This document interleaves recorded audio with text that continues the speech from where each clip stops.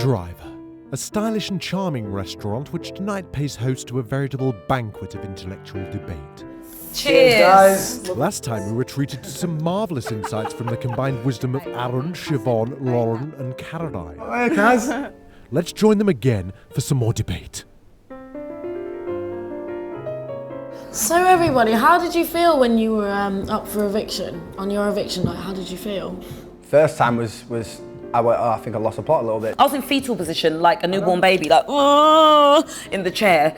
But it was one of those shocks because you just don't know who's gonna go. But when you're up, I mean, I was petrified. It was scary, wasn't it? You're the only one that got cheers, I think, out of everyone. Well, yeah. Team Outsiders. Yeah, but babe, you're outside the house now, so what's that? You go out to cheers, but yet you're still out the house. It's like, and there's people still in there being booed that are still in the house. I don't understand it. That's what I don't get it. But like, was yours okay, Caroline? I literally didn't care at all. I literally didn't care. You must care. Didn't, not one small part of me cared. Hey, just be real, Caroline. I'm sorry, I didn't well, care I did. I did. So, Conor and Deana, you know, what do you think's going on there? Because they've never really got on and stuff, have they? Do you think it's purely because she nominated him on the first night?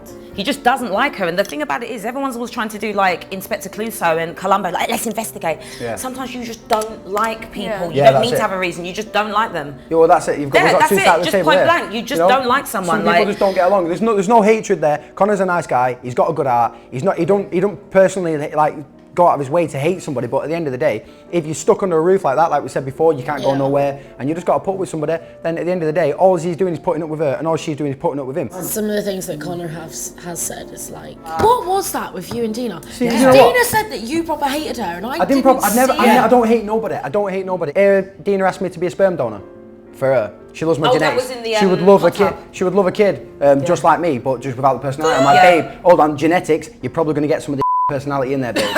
She nominates people to save herself. She is the I would biggest never game have nominated Deana in there. She's I wouldn't say she's a game writer. I think I did it every time. Got strategy. Yeah, but got she strategy. I think she liked me a little bit. You know, when I cut the cigarettes up and she came home and she said to me, she said, you know what, Arron? She said, I think you did the right thing there. And I went, I said, you know what, Deana, cheers. What about you and Scott? What's going to happen? You're meant to be going, he's coming to live with you when he gets out. Scott hasn't been fully complimentary about Caroline. Oh, yes. But do you think that's because he knows what the public knows? Or? Yeah. But that's not very loyal. So do you think he's got a game plan then? I reassessing the situation, I think more so than anyone else. I'm not gonna lie. That his ridiculous conversations about history and the pool games, I think he's got a game plan more than anyone else. And he wrote he was going to win the show on his, because I did the question time, and he was like, where did Scott say he would rate? And I went for modest, like 7th, first. I buzzed off Scott. I thought it was hilarious. Like, he made me laugh. But sometimes he annoyed me at times. He had his little rapscallion thing, but I just looked back on that and laughed so much. That was so embarrassing for him, though. Yeah, he made himself look like a right tit. He wants to come across as like a guy that's got his heart in his sleeve and doesn't care. I'm dubious of Scott. I don't know.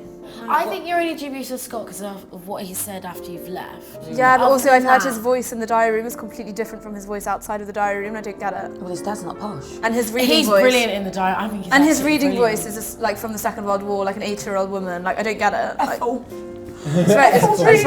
I just find it really odd.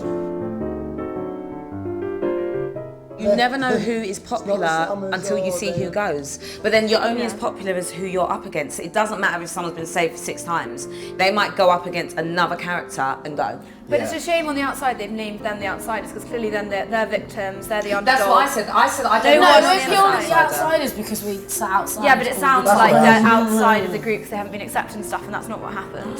That's exactly what happened. Should we go for a cigarette? Yes. Alas, I'm sorry to say we must leave our patrons to their discussion for the time being. Come back tomorrow to enjoy yet more of their phenomenal insights.